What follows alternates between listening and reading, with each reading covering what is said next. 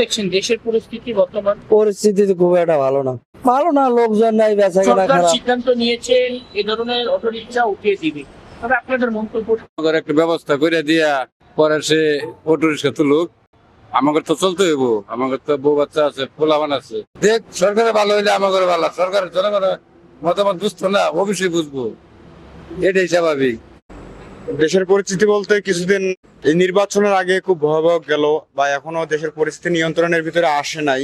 আশা করব দেশের সরকার আসছে, পরিস্থিতি নিয়ন্ত্রণের ভিতরে আসবে বা আনুক। আগামীর দিনগুলো আমরা ভালো চাই।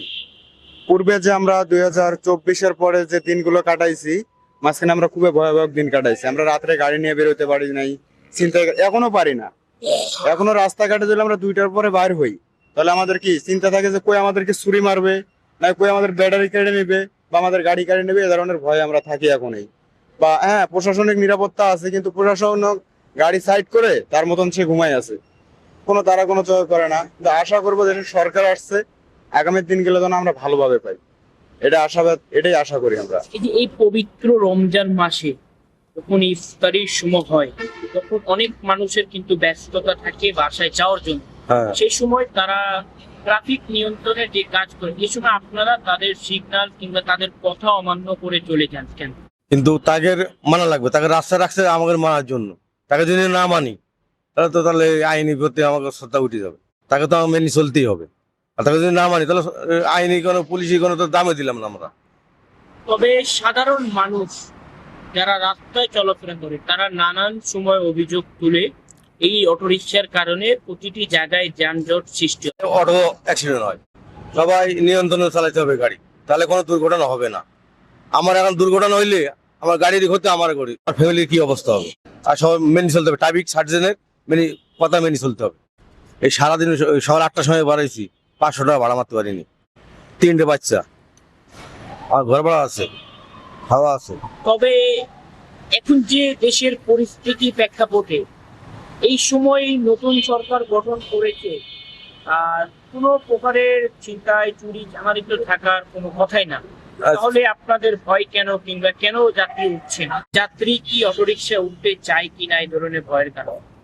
অনেক যাত্রী উঠতে চায় না, ভয়তে জোরে চালায়, অনেকে আছে জোরে চালায়, ও কয় বিমান। তো নিয়ন্ত্রণে চালাইতে হবে জিনিসটা, তারা ক্ষতি নেই, আমারও না ক্ষতি হয়। তবে আপনাদের অটোরিকশা বের হওয়ার কারণে যারা প্যান্ডেল চালিত, তাদের একেবারে আয় কমে গেছে। ওদের আয় কমে গেছে। মনে করেন একটা পা রিক্সা চালাতে মানে একটা মাইসি গাড়ি ওঠা, একটা মুরব্বী, একটা প্রতিবন্ধী চালায়, একটা প্রতিবন্ধী এটা চালাতে পারবে, আর বুড়ো মানুষ চালাতে পারবে। কিন্তু ওই যে বুড়ো মানুষের গাড়িতে উঠা, আমি মনে করি ওটা ওনার ঘাড়ে পার উঠা।